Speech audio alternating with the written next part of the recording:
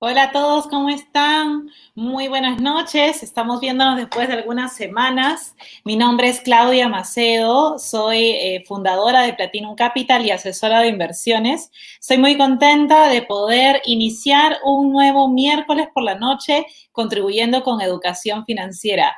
Gracias por su confianza, gracias por siempre estar conectados desde donde estén. Veo que algunas personas nos están inscribiendo en el Facebook y en el LinkedIn de nuestra gran amiga María Suquilanda, quien nos permite a través de su canal poder llegar a muchas personas en distintas partes del mundo que se conectan desde su cuenta de LinkedIn Live. Un gran abrazo para todo el equipo de MS Prospección Inteligente, del equipo de María Suquilanda. Quiero que por favor, mientras las personas se van conectando, porque este tema que vamos a tratar esta noche tiene que ver con muchas de las medidas que las personas estamos tomando luego del resultado electoral del último domingo, de las últimas elecciones. Es importante proteger nuestro patrimonio en moneda dólares, es importante buscar alternativas de inversión en moneda dólares y tenemos una persona especialista en el tema para aquellas personas que están buscando invertir bajo riesgo internacional.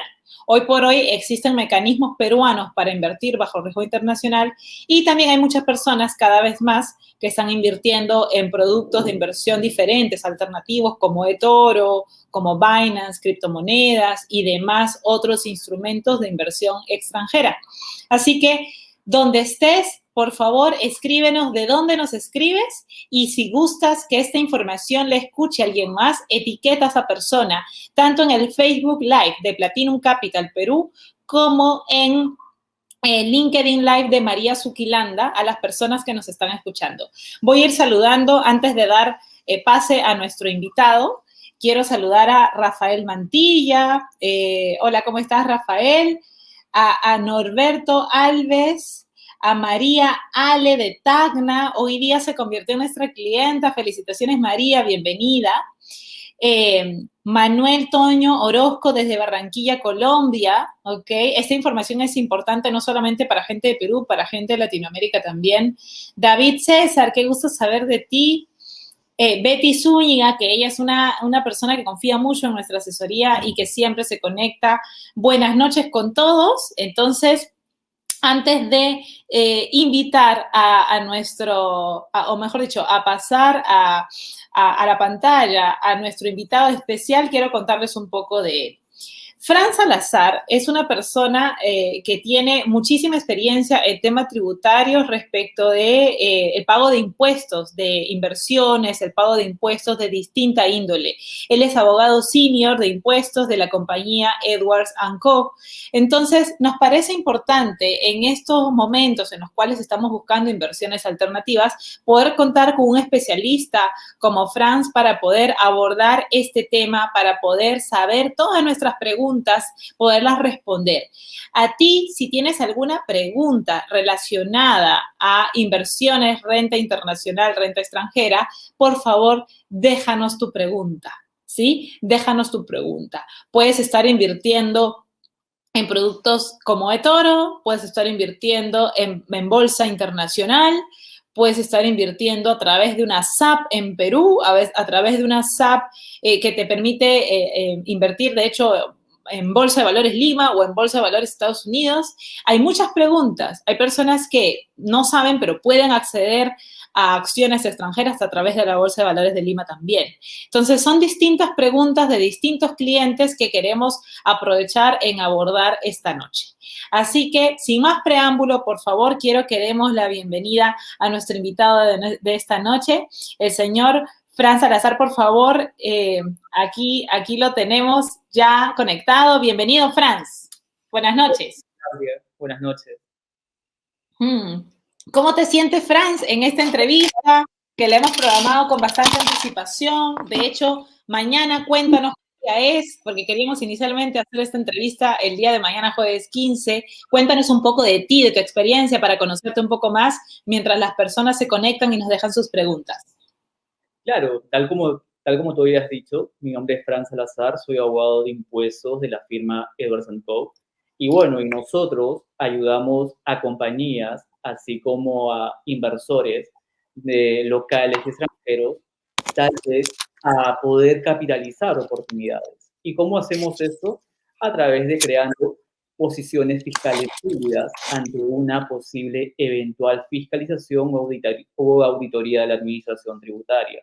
Así como también nosotros vemos o analizamos los precios de transferencias que se dan con partes vinculadas y finalmente nosotros damos asesoría también en inversiones, ¿sí? Pero nosotros nos enfocamos en renta variable, buscando y analizando de más de 8.000 compañías que cotizan en bolsa y nosotros hacemos ese análisis y damos una oportunidad de inversión. Una oportunidad de inversión que siempre debe ir acompañado de una planificación fiscal, porque muchas veces nos podemos encontrar con sorpresas de un 30% de retención, pero otras veces nos podemos encontrar con un 0% de retención. Y cuando esa renta la pensamos traer al país, la tasa que nos dan es muy pequeña, al menos para la deducción de créditos por los impuestos pagados afuera. Así es, así es. Muchas gracias por permitirnos conocerte más, Franz. Yo la verdad estoy muy contenta de poder tocar este tema que ya buen tiempo, clientes míos, amigos míos que invierten en distintos instrumentos de inversión, vienen preguntándome, ¿no? Oye, ¿tienes idea, Claudia, de cómo se tributa cuando yo invierto en bolsa internacional o cuando yo invierto en cierto tipo de producto de inversión? Entonces, no sé si se escucha un eco ahí. Me escucho a mí misma.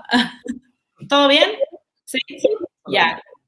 Ok, entonces voy a hablar más bajito para que no haya eco.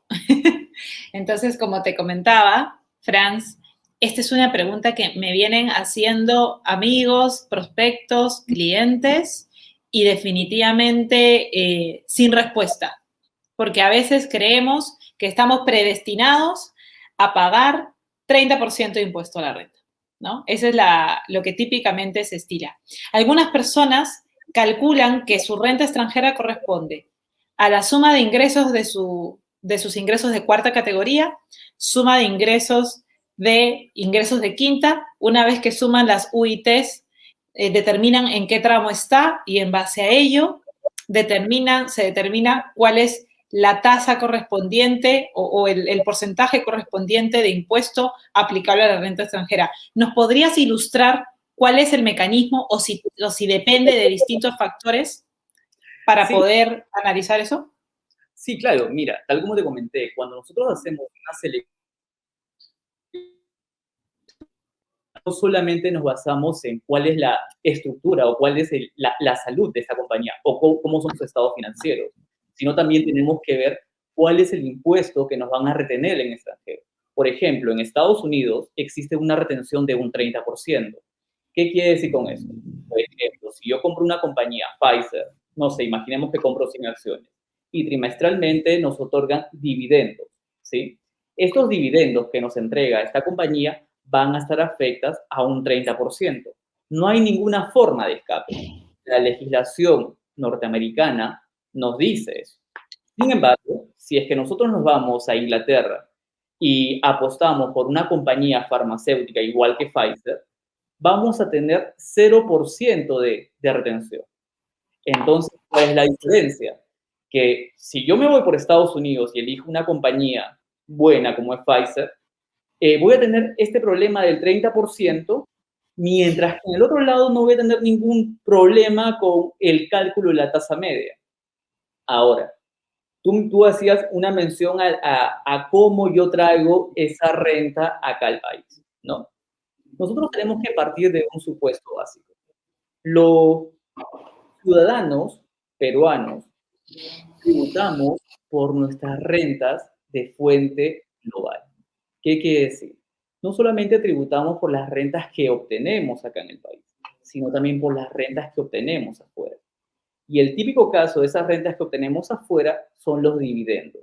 O también cuando hacemos la compra y venta de acciones. Y tú me decías algo, ¿cómo vamos a determinar este impuesto? Lo primero que tenemos que hacer es sumar nuestras rentas de trabajo, tal como tú decías. Tenemos una renta de trabajo independiente y una renta de trabajo dependiente e independiente. Sumamos ambas, luego de las deducciones de unas 7 UITs, más unas 3 UITs, que son por los gastos de consumo, entonces nos da un resultado final. Imaginemos que este resultado final sea de 100 soles, ¿sí? Ahora, las rentas que tenemos afuera también van a tener que sumarse con estas rentas de trabajo. Pero no se van a sumar el total, sino que también a esta renta de fuente extranjera tenemos que restarle ciertos gastos. Por ejemplo, gastos de broker, gastos de cualquier gasto que hayamos incurrido en esta inversión de afuera, ¿sí? Ok. Y una vez que ya tenemos un resultado neto, vamos a sumar a esta renta de trabajo. Y sobre esta renta de trabajo, más esta renta de fuente extranjera, nosotros vamos a hacer el cálculo de impuestos por las tasas de 8%, 14, 17, etc. Eso es en el caso más simple, es el caso ideal. ¿Qué pasa si nosotros nos vamos y compramos acciones de Estados Unidos y están afectas a un 30%? Ahí hay un impuesto que hemos pagado, ¿cierto? Un impuesto de un 30%. Entonces, la norma peruana no nos permite traer ese 30% que hemos pagado afuera. No nos permite. Tan solo nos permite, a través de una fórmula que se llama tasa media, poder traer al Perú como crédito una fracción, que por lo general es mínimo, ¿sí? Eso pasa si es que nos vamos y elegimos acciones tal vez como la de Estados Unidos, nos vamos o compramos, no sé, inversiones en otros países donde la tasa es de un 30%. A diferencia, como te comenté al principio, si nos vamos y elegimos compañías tal vez con 0% de impuesto que nos conviene. Ok. Entonces, entiendo yo que va a depender, ¿no? Va a depender de dónde es que yo hago la inversión, cuál es mi herramienta de inversión, si directamente yo estoy comprando una casa, una propiedad o una compañía, si directamente estoy invirtiendo en un fondo de inversión o si estoy invirtiendo en un aplicativo, en un app como eToro, por ejemplo. Yo entiendo que para cada una de esas, digamos, distintos instrumentos o vehículos de inversión es que aplica una tasa media, ¿es ese término? ¿No? Se aplica una tasa media que va a permitir al inversionista saber cuál, y entiendo que con apoyo de alguien como ustedes, esa tasa o esa estrategia puede ser tan buena que puede hacer que la persona pague un impuesto menor. ¿Cómo podríamos optimizar eso? Porque a veces por desconocimiento no sabemos y tal vez estamos invirtiendo de la manera menos eficiente, ¿no? Entonces, ¿en qué sentido alguien como ustedes de Edwards podría ayudar a un cliente a optimizar eso? ¿O el impuesto es igual? O sea, igual se tiene que pagar, no hay manera de reducirlo. La idea no es evadirlo, ¿no? La idea es cumplir con la obligación. Parte de la planificación fiscal que nosotros hacemos, planificación fiscal y financiera, es poder darles alternativas. Por ejemplo, yo te he comentado tan solo de si compramos acciones, compramos compañías en otros países y más o menos en qué jurisdicción alocar nuestras rentas a fin de que tengamos una retención de 0% afuera, ¿sí?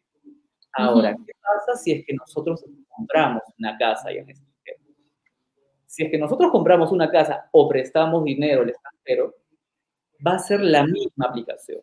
Estas rentas que obtenemos de afuera, todos los ciudadanos peruanos tenemos que reconocerlas en nuestra declaración jurada. ¿Sí? Y alguien me pregunta, Fran, ¿existe alguna forma de que tal vez se pueda exonerarme de eso? Bueno, eso va a depender mucho de que si tú vives acá o quieres mudarte al extranjero.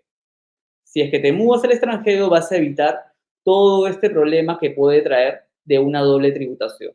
Tanto una retención afuera, que por lo general es de un 30%, o puede ser un 0%, y si lo traemos acá a Perú, vamos a tener que tributar por la totalidad del monto, independientemente de la retención que nos hubieran hecho.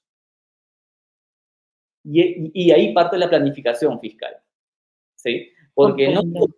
no todos desean ese tipo de tributación. No todos quieren tener una tributación afuera y luego venir a Perú y pagar. Por lo general siempre se arman mecanismos y cuando me refiero a mecanismos no me refiero a constituir otras empresas, porque eso tal vez podría llevarnos a un peor problema. Ujú, Me refiero tal vez a un tema de residencia, ¿sí? Y a través de un tema de residencia o una forma de residencia, podemos nosotros tener una tributación mucho más justa, una tributación que se basa acorde con los principios de capacidad contributiva, ¿sí? ujú. El Ok. principio para todos los peruanos que tenemos rentas en el Perú y afuera se tienen que declarar en la declaración jurada anual. No existe ningún supuesto, a menos que sea un supuesto de donación o a menos que Ujú, vendamos un vehículo afuera. En esos ujú. supuestos, esa renta de extranjero no se tiene que incluir en nuestra declaración.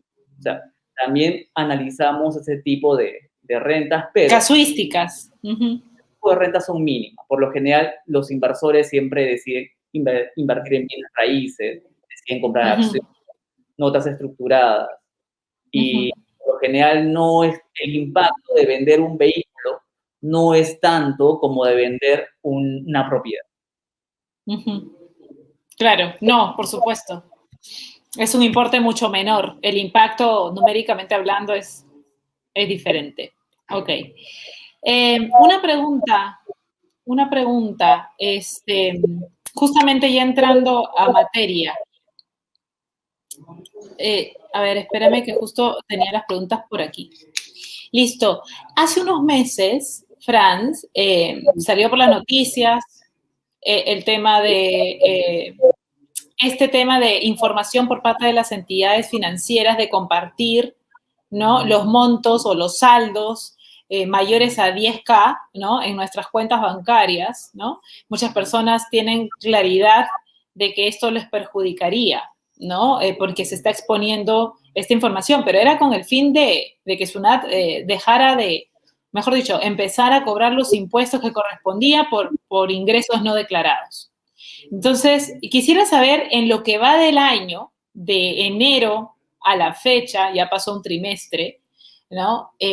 ¿Cuál ha sido el resultado de esto y en qué medida deberíamos, digamos, no sé si la palabra es eh, seguir digamos, cumplir con la ley, obviamente cumplir con declarar nuestros ingresos, declarar nuestros impuestos, ¿no? Que eso es lo que finalmente SUNAT quiere que se haga, que quiere evitar la evasión y la elusión de impuestos. Pero ¿cómo nos ha ido? ¿Esto en qué medida hay que verlo como algo que nos está cuidando, nos está protegiendo, en vez de verlo como una amenaza, que es como muchas personas lo han visto? ¿Cuál es el punto de vista tributario aquí? ¿Cuál es tu punto de vista personal sobre esto, que es una realidad, ¿no? Ya es una realidad. Claro, a ver, sucede que estas comunicaciones que ha dado SUNAT, incluso la normativa que ha dado SUNAT, lo hace tal vez para sincerar Sí. las cuentas que tenemos. Muchas veces, y dado que vivimos en un país tal vez informal, muchas personas no declaran sus impuestos. Y ante ello, SUNAT ya tiene una herramienta de saber cuáles son los saldos que tienes en las cuentas, o cuál es el promedio, o cuál es el importe mayor que tienes. Esta normativa no es solamente aplicado para personas naturales, sino también es aplicado para personas jurídicas, ¿sí? Si bien las personas jurídicas siempre cuando cuando presentamos nuestros libros contables, sinceramos todo lo que está en, nuestro, en nuestros estados de cuentas, pero también nos sirve, porque muchas veces sirve también para esconder ciertos importes que ahora SUNAT va a tener. ¿Cuál ha sido la finalidad de SUNAT? SUNAT tiene la finalidad tal vez de fiscalizar o de tomar como un punto más a las personas de alto patrimonio o a aquellas personas que no declaran todos sus ingresos. Y ahora, mediante esta herramienta que tiene la administración tributaria, va a permitir que pueda tal vez monitorear todos los ingresos y decir, justifícame por qué tú tienes este ingreso, de dónde salió. Sabemos que 10.000 soles o 30.000 soles no es mucho. Las personas o el mundo informal manejan mayores importes, ¿sí? Así Así que es. es mucho más fácil para la administración poder, a través de una auditoría, poder sacar determinados montos y decir, bueno, dime de dónde has sacado estos 40.000 soles que salen, ¿sí? Por favor, justifica. Y ahora, ¿cómo vamos a justificar? Esa es la siguiente pregunta. ¿Cómo defendemos a esta compañía? Por lo Ujú. general, muchos dicen, o cuál es la defensa del cliente. Hace una donación, ¿sí? Y esa es la respuesta típica, que Sunat ya se la sabe, ¿sí? Y ante ello, Sunat te va a decir, bueno, dime dónde está tu documento de fecha cierta o tu escritura pública de donación. Si no tenemos, la consecuencia es, agarran ese importe y lo adicionan a nuestra renta de fuente, a nuestra renta de trabajo. De así nomás. Y ahí te van a aplicar, no solamente te adicionan 40.000, sino van sacando otros importes de otros meses y al final puedes llegar tú a tener un monto de 200.000 no sabiendo cómo, ¿sí? Y sobre esos 200.000, aplicando las tasas que te comenté de 8, 14, 17, 20 o 30, es muy probable que llegues a un 30%, ¿sí? O sea, de esos 100.000, 200.000 o de lo que determine SUNAT, vas pagando un 30% que que no son ingresos tuyos. Sin embargo, tenemos que ahí elaborar una contradefensa con el cliente y no aduciendo que son donaciones, porque ya sabemos que por ahí no podemos ir, sino cuestionando cuál es el origen, haciendo el tracking de todos estos ingresos, porque no todos los ingresos son renta. Y bajo Ujú. esta teoría, entonces podemos ayudar. Pero para ello, yo recomiendo es que tengamos un récord de cómo han ido estos ingresos. Si es que no tenemos eso, es un poquito más difícil. En otras palabras, es una auditoría de tus propios estados de cuenta y cuáles han Ujú. sido los motivos, a fin de cuestionar o decirle a SUNAT que no todo eso es un ingreso. Ujú. Ok. Entonces, más o menos del 3 de enero a esta parte, que ya pasó poco más de 3 meses, entiendo que se ha podido tener una información de más de 260.000 personas, ¿correcto? O sea, es un número importante, Y o ¿no? empresas. Por cada mes. Ah, perdón, personas jurídicas, personas naturales, ¿no? Por mes. Entonces, de esta manera, la SUNAT ya tiene acceso a esta información. Entonces, ¿de qué manera nosotros nos protegemos y nos blindamos siendo bien transparentes con el origen de ese fondo, como bien dices, ¿no? Si es un origen, no sé, de algún trabajo puntual que esté bancarizado, ¿no? Es que yo tenga recibos por honorarios, que esté emitiendo factura, boletas, ¿no? Dependiendo del rubro, dependiendo de lo que te dediques. Algunas personas, por ejemplo, generamos ingresos de segunda categoría porque son ingresos pasivos que recibimos todos los meses a partir de nuestras inversiones. Otras personas alquilan sus propiedades y reciben ingresos de producto de estos alquileres. Entonces, siempre y cuando se esté, digamos, generando este ingreso, entiendo yo, que se tenga la trazabilidad y el origen, no hay nada de qué preocuparse si es que estamos declarando el ingreso y declarando el impuesto, ¿es correcto? Es correcto, pero también recordemos, Claudia, que existen muchas personas que no declaran sus arrendamientos. Existen Sí, también, es verdad. existen también compañías que no hacen la retención de los intereses. Y Así es. también existen varios profesionales que tampoco emitimos recibos por honorario. Así es. A todo, así es.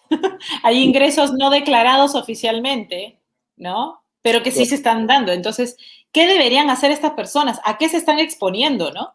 A qué peligro o a qué, no sé si es una multa, es una fiscalización, por el hecho de no declarar con transparencia el origen de sus fondos? Claro, nos exponemos a un 30%, que es lo que SUNAT siempre, a través de las sumas de todos los estados de cuenta, nos determina. Para todo nos va a declarar siempre un 30%. No sabemos cómo sacan, no sabemos qué criterios llegan, pero siempre va a ser un 30%, ¿sí? A eso nos exponemos.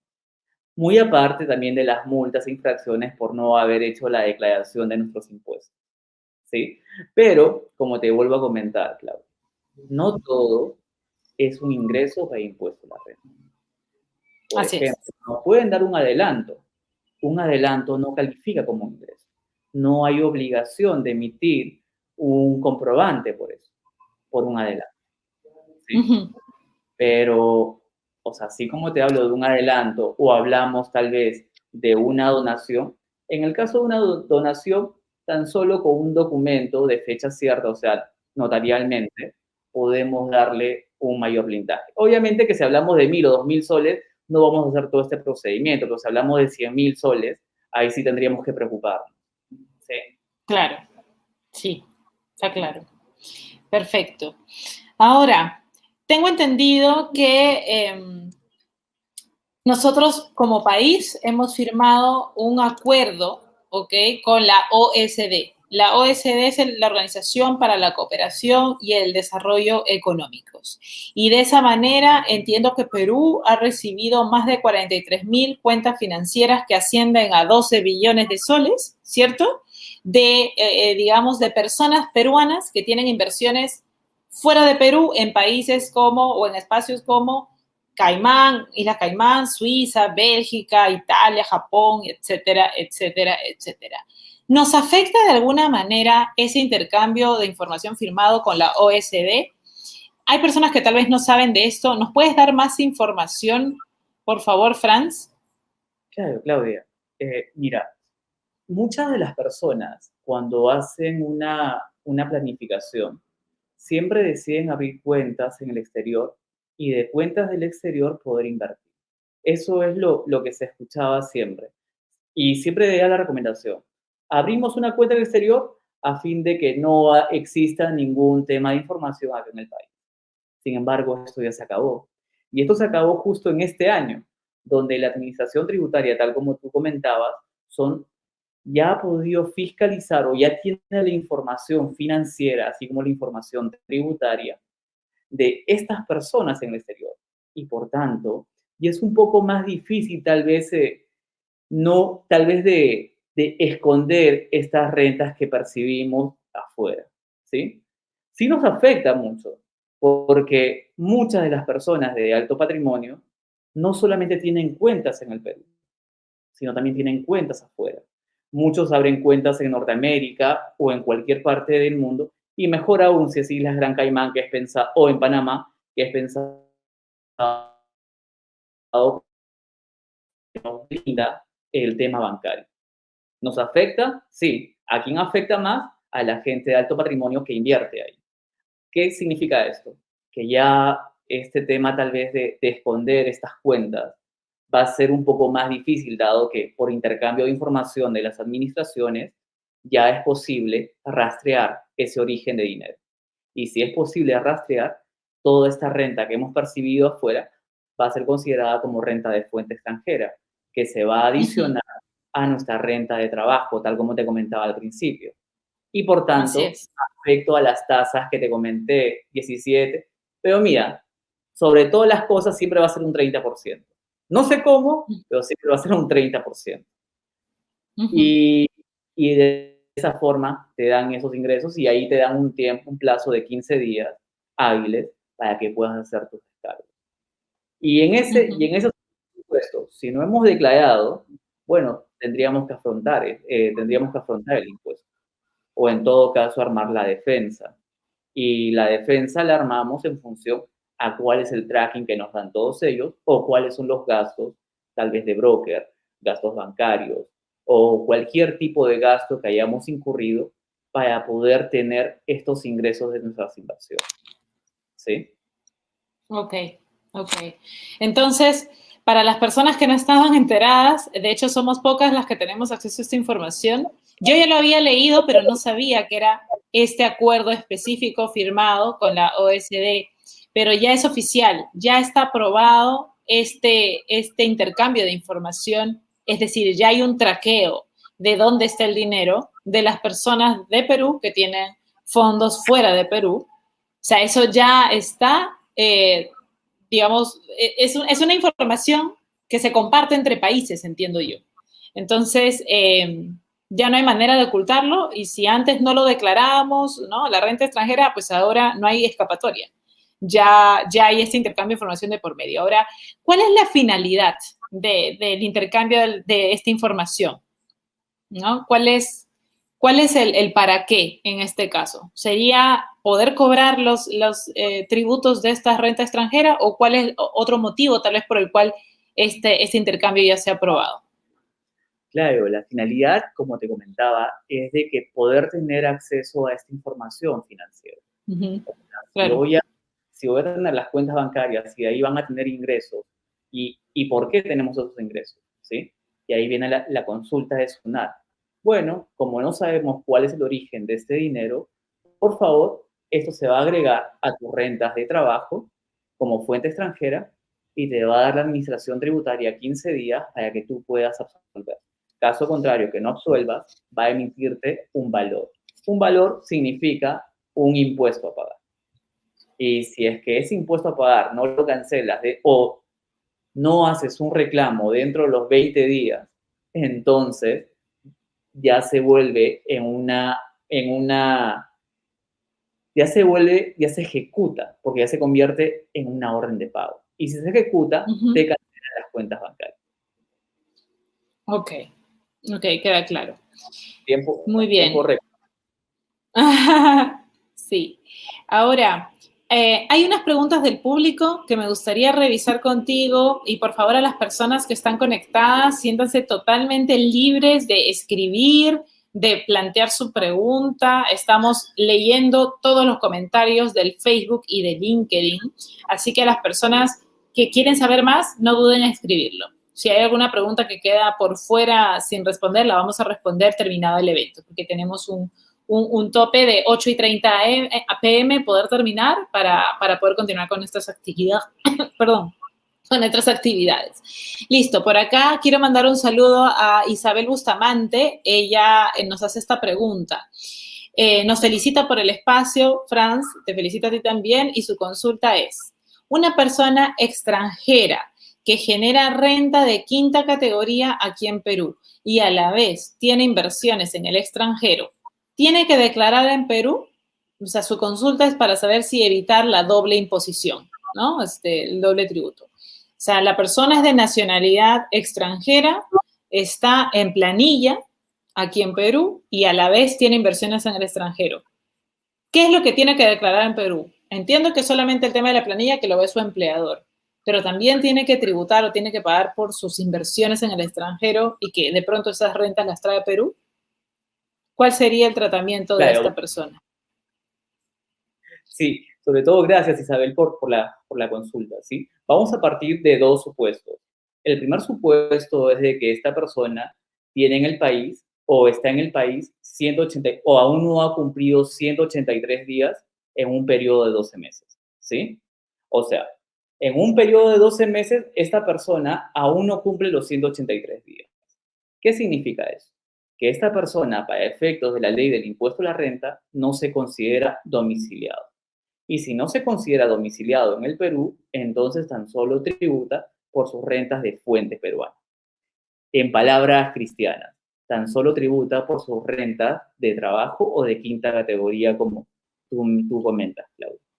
El segundo supuesto, el segundo supuesto, esta persona superó los 183 días en un periodo de 12 meses y adicional a ello pasó el siguiente año, ¿sí? El siguiente año, esta persona es considerada domiciliada en el país para efectos de la ley del impuesto a la renta. En ese supuesto, no solamente va a tributar por sus rentas de fuente peruana, o sea, sus rentas de trabajo, sino que también va a tener que adicionar sus inversiones del exterior, ¿sí? Porque para la ley del impuesto a la renta ya se considera como residente peruano, independientemente de la calidad migratoria. Yo te comento cómo es el tratamiento fiscal en el Perú. Ok, Entonces, Isabel, va a depender de cuánto tiempo esté esta persona, digamos, extranjera en el Perú, para saber cuál de los dos supuestos le aplica, ¿no? Creo que Franz ha sido bastante claro. Más bien te agradezco, Franz, por la explicación. Muy bien, por acá tenemos otra pregunta. A ver, te la voy a leer. A ver, por acá. Ajá. Luis Mendiola. Luis Mendiola García, le mando un saludo también. Él nos consulta cómo es el tratamiento tributario para las inversiones en criptomonedas. Entiendo que a través de aplicativos como Binance o similares. Entonces, ¿cómo se tributa esto? Teniendo en cuenta que es dinero que uno deja para que crezca, ¿no? En el tiempo, y que los rendimientos en los últimos meses han sido bien grandes, ¿no? Han roto récords históricos y sigue apuntando a seguir creciendo. Entonces, ¿cómo se maneja eso? Cuéntanos. Perfecto. Gracias por la consulta, Luis. Vamos a partir del supuesto de cómo es manejado el impuesto a la renta, ¿sí? El impuesto a la renta grava todos los ingresos que provengan del capital, del trabajo y de la aplicación conjunta de ambos, así como también grava las ganancias de capital, que no es otra cosa que la enajenación de bienes que no usamos para comercializar, así como los ingresos de terceros, que la ley del impuesto a la renta tan solo le ha dado una cobertura a los instrumentos financieros derivados.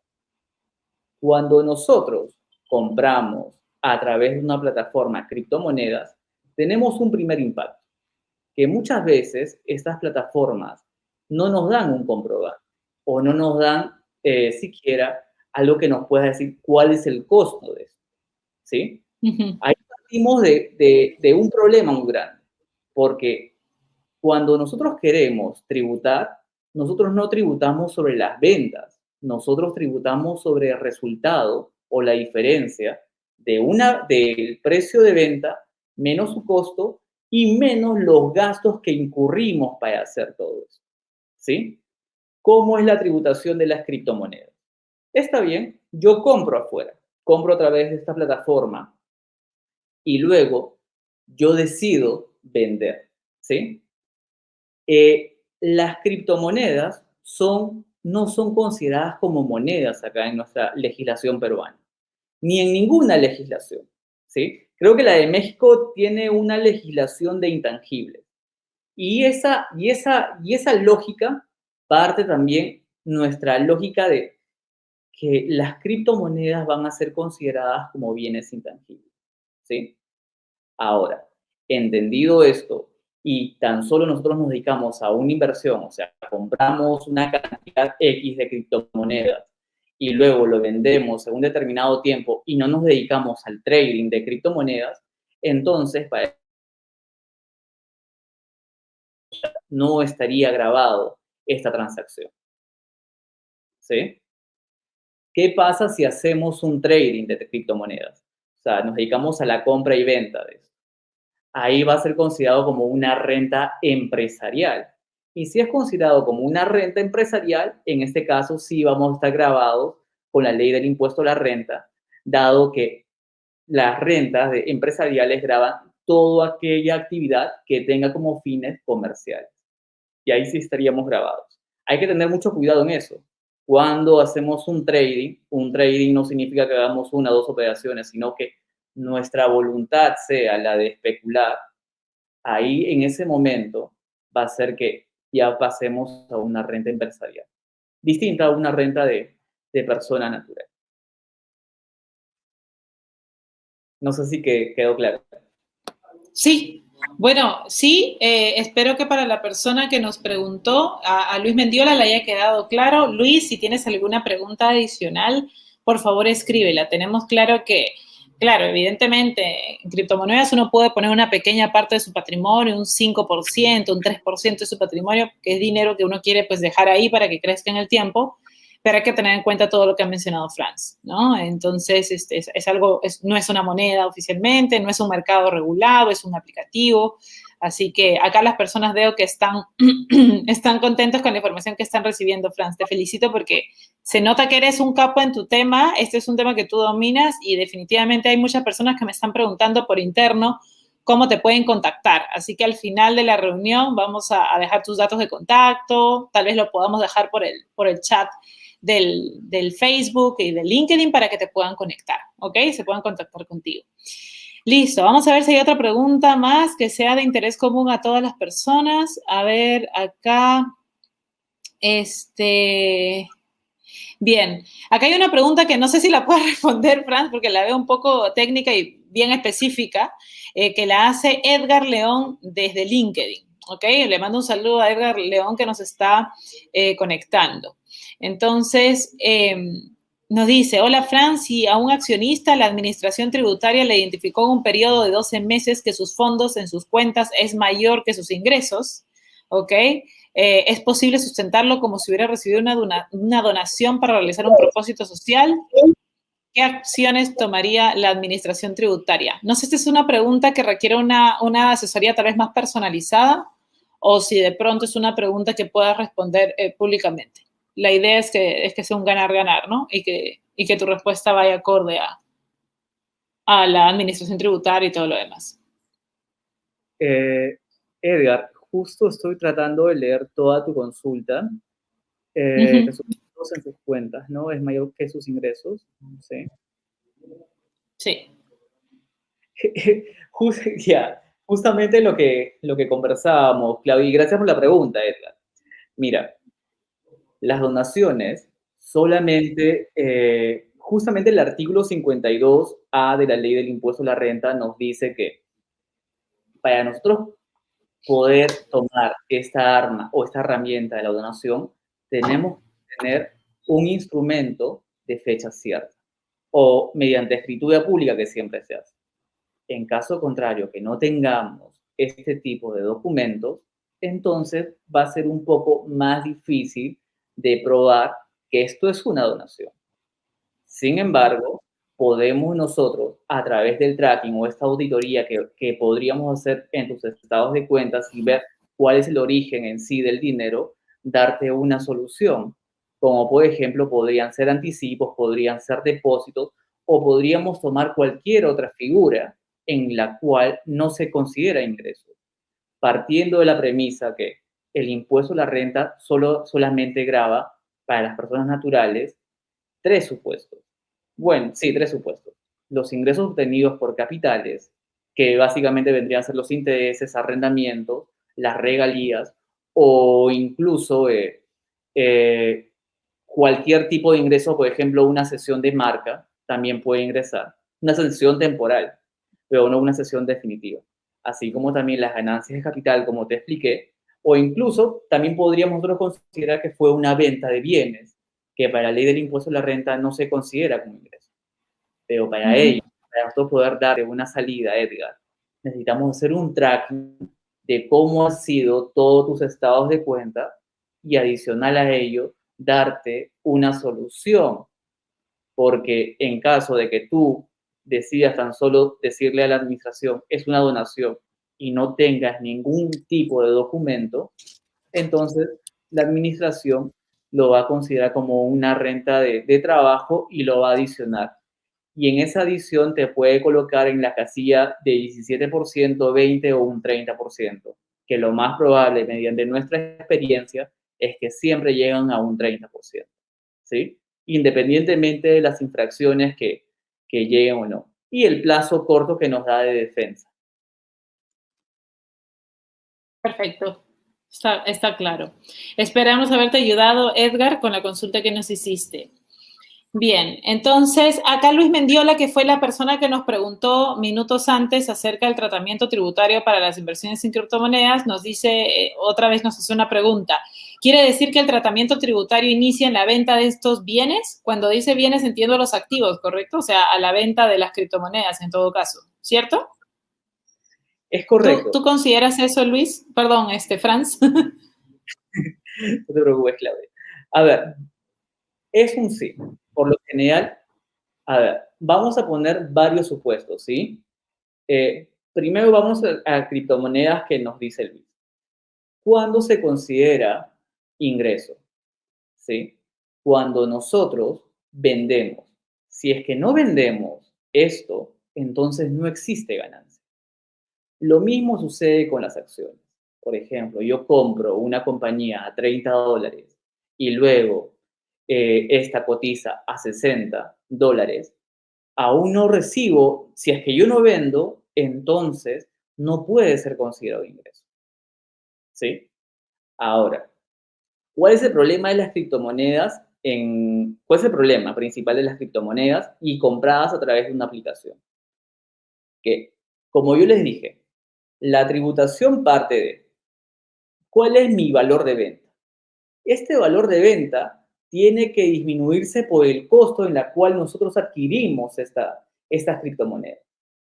Pero este costo tiene que estar acreditado con algún tipo de documento.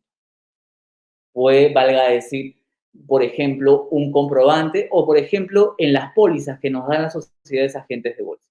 Las sociedades agentes de bolsa nos ponen los costos y nos ponen el precio de venta. O sea, es un documento fehaciente.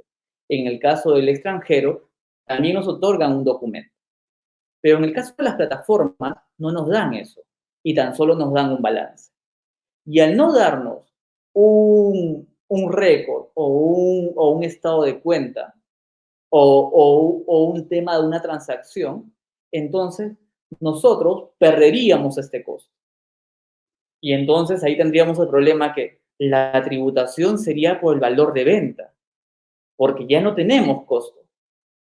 Y si la tributación es por el valor de venta, entonces estaríamos pagando un sobreprecio en impuestos, ¿sí? La idea es de que cuando nosotros vamos a invertir en bolsa, muchos deciden comprar a través de aplicativos, pero algunas veces estos aplicativos no nos entregan ningún tipo de documentos porque no hay una comisión a que pagar. Distinto es de una sociedad de agente de bolsa, que sí nos entrega un documento, nos entrega una póliza. Y en esa póliza sí están los montos establecidos y esa póliza sí nos sirve como un costo o nos sirve como un documento para acreditar el costo. Si es que, Luis, si es que tú consigues algún aplicativo, créeme que yo no conozco, y si uno de mis clientes sí ha invertido en criptomonedas y no ha tenido, lamentablemente, ese documento que nos acredite el costo, entonces la tributación va a ser por el valor de venta. ¿Sí? Ok, perfecto, Luis. Espero que haya quedado súper claro. Gracias, Luis Mendiola, por volver a hacer la consulta. Y vamos a continuar con las últimas preguntas que nos hicieron llegar las personas cuando se enteraron de este entrenamiento, Franz. Y tiene que ver con ¿qué recomendaciones tú nos brindarías a las personas que estamos buscando invertir? Ahora con la coyuntura política, muchas personas nos han contactado a la agencia Platinum Capital, que somos asesores de inversiones especializados en productos renta fija. Entre ellos, en nuestro portafolio manejamos notas estructuradas, como te comenté, y es un producto bien interesante porque genera una renta fija bastante superior a la banca tradicional y el riesgo es internacional. ¿Ok? Como tú sabes, cuando el dinero no sale de Perú, el beneficio tributario que se obtiene es de tan solo 5% de impuesto a la renta. Entonces, tenemos por ahí un mecanismo de inversión saludable, seguro, rentable. El dinero no sale de Perú, el riesgo es internacional y no está afecto al tema político-económico que sucede en el país. Pero para personas que no tengan acceso aún a este tipo de productos sofisticados o que de pronto estén mirando, tengo clientes que están mirando la posibilidad de comprar propiedades en el extranjero, varios clientes que están mirando esas opciones para diversificar sus inversiones. Otras personas me han preguntado, Claudia, ¿cómo hago para abrir una cuenta en otro país? Quiero sacar mi dinero, quiero empezar a tener cuentas de ahorro, cuenta corriente en otro banco internacional para que mis fondos estén seguros fuera de Perú por ese tema electoral. Tengo personas que están evaluando invertir en paraísos fiscales. Entonces, ¿qué recomendaciones generales das a estas personas que están interesadas en invertir bajo riesgo internacional? Claro.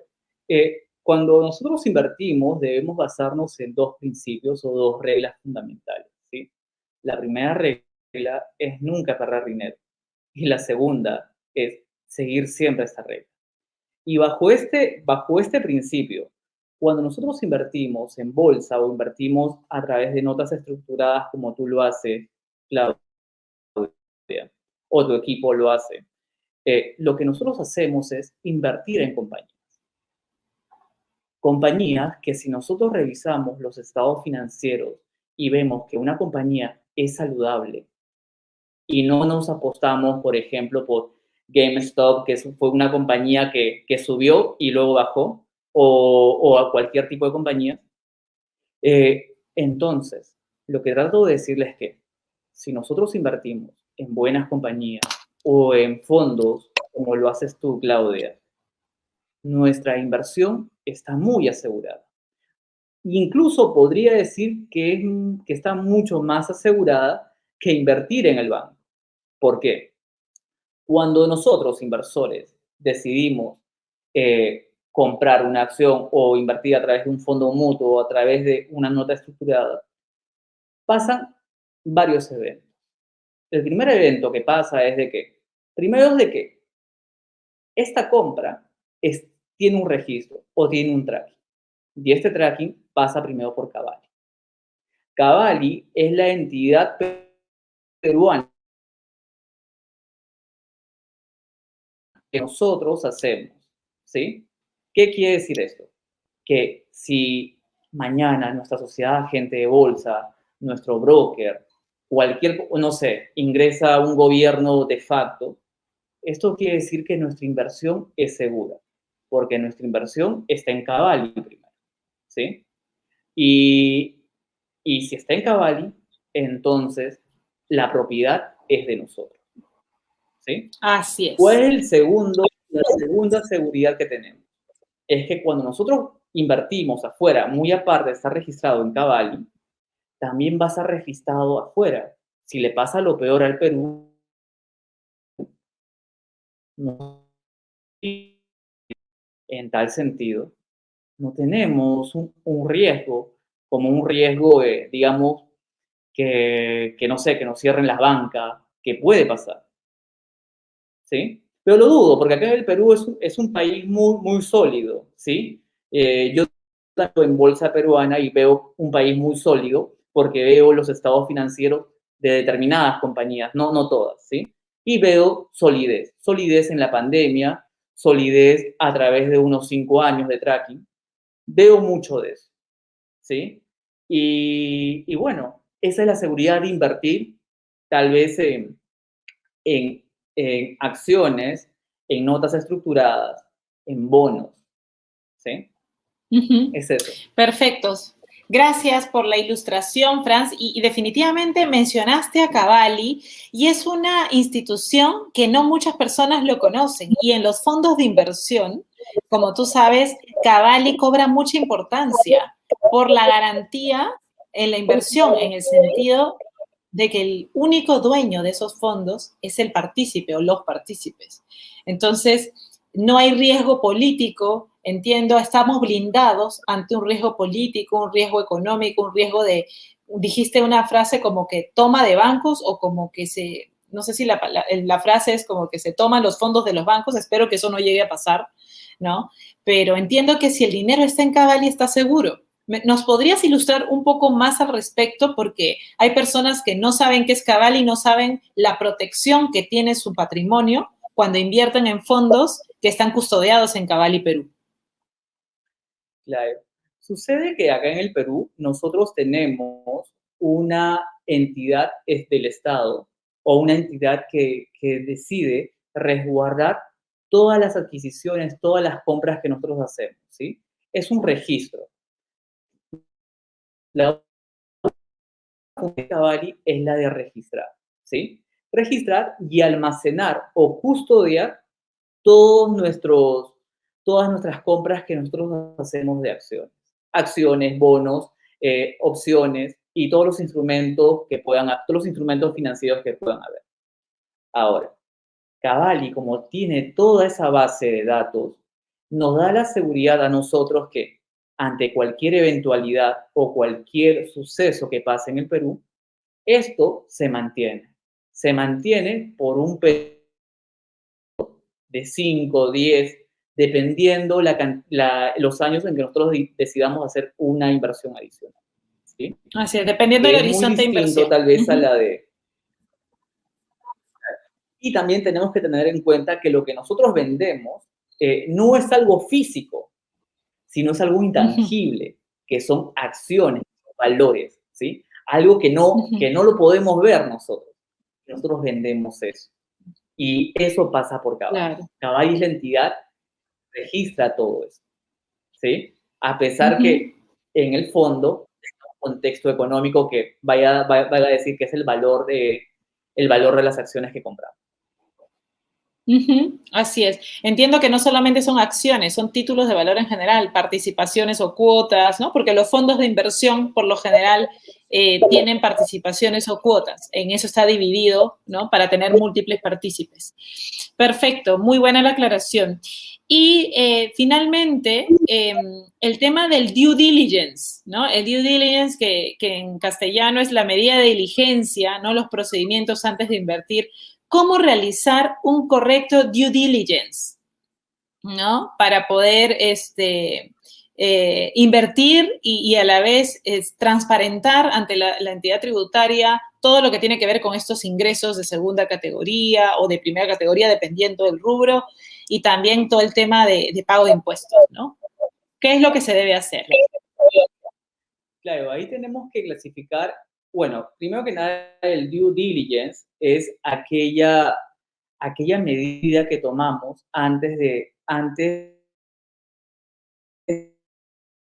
aquella debida diligencia que tomamos antes de invertir o poner nuestro dinero en cualquier acción, en cualquier bono, en cualquier letra, otro instrumento financiero que hagamos. Ahora, el diligence está siempre visto desde el punto de vista tributario y financiero. Financiero, ¿por qué? Porque nos permite obtener un mayor retorno financiero y tributario porque nos permite también tener un tipo de tasa justa, un tipo de tasa que nos permita a nosotros no tener una disminución de nuestros ingresos, ¿sí? ¿Cómo comienza este due? Este due comienza leyendo los estados financieros si es que vamos a invertir en bolsa o vamos a invertir en notas estructuradas. Este due comienza sabiendo cuál es la estructura del negocio. Este due comienza en qué país se encuentra esta compañía y cómo van a ser los dividendos que nos van a distribuir o cómo va a ser la tasa de interés que nos va a pagar o sobre qué porcentaje nos va a pagar, ¿sí? Un due diligence significa, si por ejemplo tenemos notas estructuradas que nos dan un 5% acá en el Perú, que es una renta de segunda categoría, entonces, ¿cómo invierto? ¿Invierto como persona jurídica, que sería una tasa cero, o invierto como una persona natural, que sería una tasa de un 5%? Y ahí viene el due diligence. Viene cuál sería la mejor herramienta o posición fiscal a fin de que nosotros podamos tener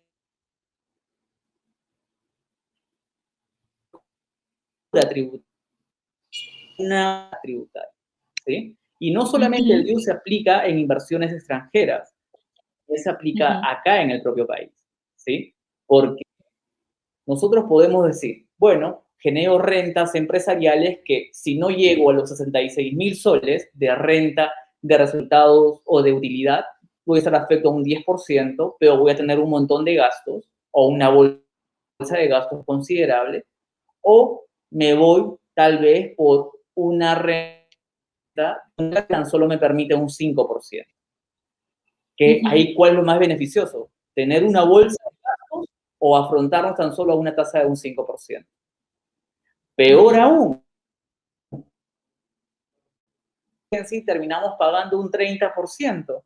¿Qué sucede cuando una persona vinculada o una empresa decide prestarle a su accionista?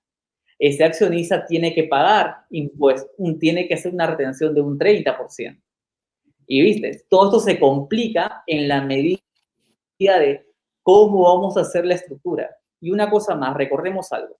La planificación fiscal es permitida, ¿sí? Lo que no es permitido y es prohibido es la evasión. La planificación fiscal, entendida como aquellas medidas o aquellas opciones que nos permiten a nosotros tener una mejor rentabilidad o un mejor incremento tal vez de nuestros activos, eso nos permite a nosotros darnos una posición un poco más sólida a través de la planificación, ¿sí?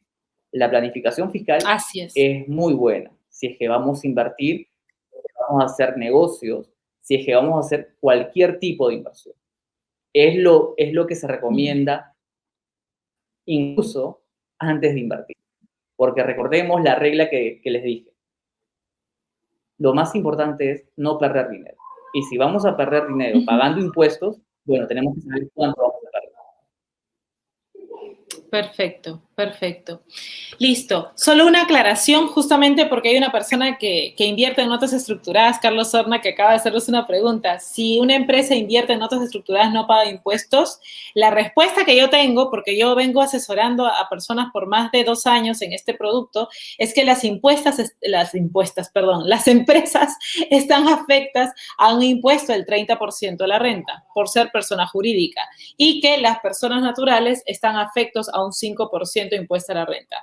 Seguramente lo que quiso decir Franz tiene que ver con otro tipo de estrategia o tal vez, Franz, nos puedes ilustrar en qué casos las empresas tienen 0% de impuesto a la renta. De lo que tengo entendido, todas las compañías, las personas jurídicas que invierten en notas estructuradas, fondos de inversión privados en Perú, están afectos a un 30% de impuesto a la renta. Sí, eso es correcto. Yo me refería a los temas de...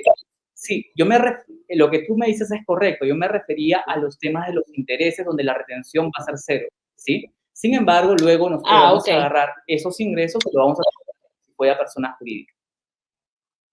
Perfecto, pero las notas está bien, está aclarado, sí, Carlos. O sea,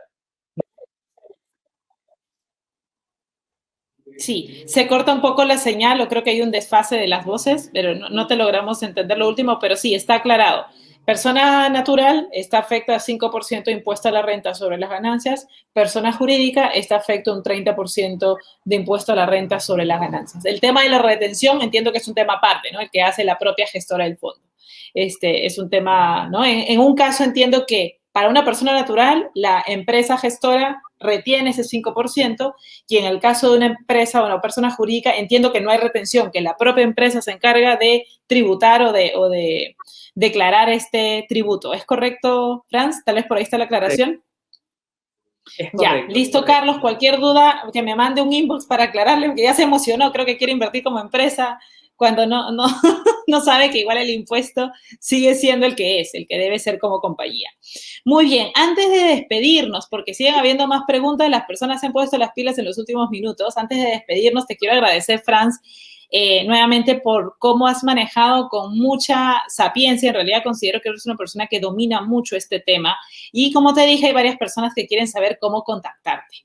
Entonces, queremos saber, para poderlo poner en nuestro chat fijado, cuáles son la forma en que puede contactarte a las personas. Si nos puedes dejar algún correo electrónico, alguna web donde se puedan registrar, o de pronto algún teléfono celular o WhatsApp para poder coordinar una asesoría personalizada contigo, para que los ayudes con este tema tributario. Claro, mi contacto creo que lo tienes, o lo brindo yo, Claudia. Por si acaso, mejor bríndalo. Tenemos un chat en privado. Si gustan, nosotros lo ponemos más tardecito. Ajá, por el private chat que tenemos, y luego Alexandra o yo vamos a poner esta información oficialmente en todas nuestras redes para que puedan tener acceso. Ahí están los datos de Franz. Ahorita los vamos a dejar. Agradecemos a todas las personas que se han quedado conectadas de inicio a fin a esta reunión, tanto en Facebook Live, Platinum Capital Perú, como en LinkedIn. Aquí Franz va a dejarnos sus datos y nosotros nos vamos a encargar de enviarles un correo electrónico con estos datos específicos para que, si ustedes desean, le hagan clic directo. En ese celular, Franz, es tu WhatsApp, ¿cierto? Para poder coordinar que las personas te envíen un WhatsApp.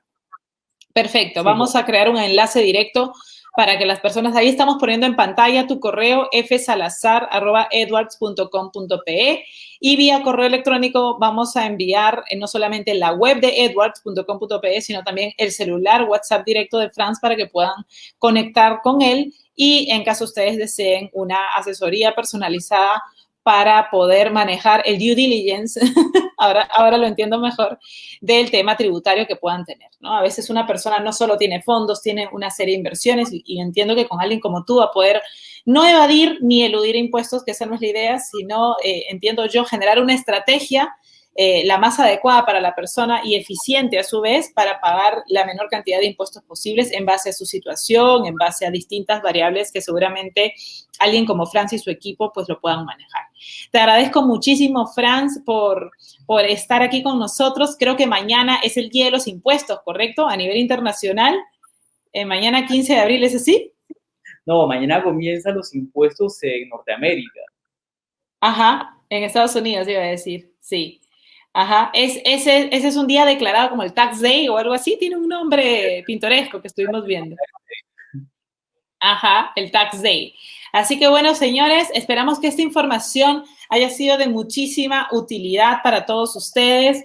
Esperamos poder contar con Franz para cualquier otro tema tributario, cualquier sugerencia que ustedes tengan, la pueden dejar en comentarios, nos la pueden hacer llegar a nosotros los asesores de manera directa. Muy contenta por la información recibida, te felicito, Franz, eres una persona que domina mucho el tema, así que cuenta conmigo para poderte referir y conectar con personas que necesiten de gente como tú que los apoye en toda la asesoría tributaria. Muchas gracias con todos y nos vamos a ver en los siguientes eventos. La próxima semana, miércoles, no tenemos un live en el Facebook, sino tenemos un webinar. Aprovecho para invitarlos a participar en un webinar, en un producto que están muchas personas buscando invertir en estos momentos sus dólares, refugiarse en instrumentos dólares. Estamos haciendo un webinar de notas estructuradas luego de 2 meses. Así que es un espacio abierto a toda persona que quiera invertir de manera segura y rentable, bajo riesgo internacional, cero riesgo Perú. Entonces, ahí vamos a tener un webinar la próxima semana vía Zoom. Vamos a promoverlo durante la semana. Y la subsiguiente semana estamos viéndonos nuevamente por este mismo canal, miércoles 28 de abril, por este medio para poder conectarnos con ustedes. Así que muchísimas gracias, Franz, por acompañarnos. Muchísimas gracias a todos por estar conectados hasta el final. Que tengan buenas noches todos y que descansen. Chao, chao. Gracias.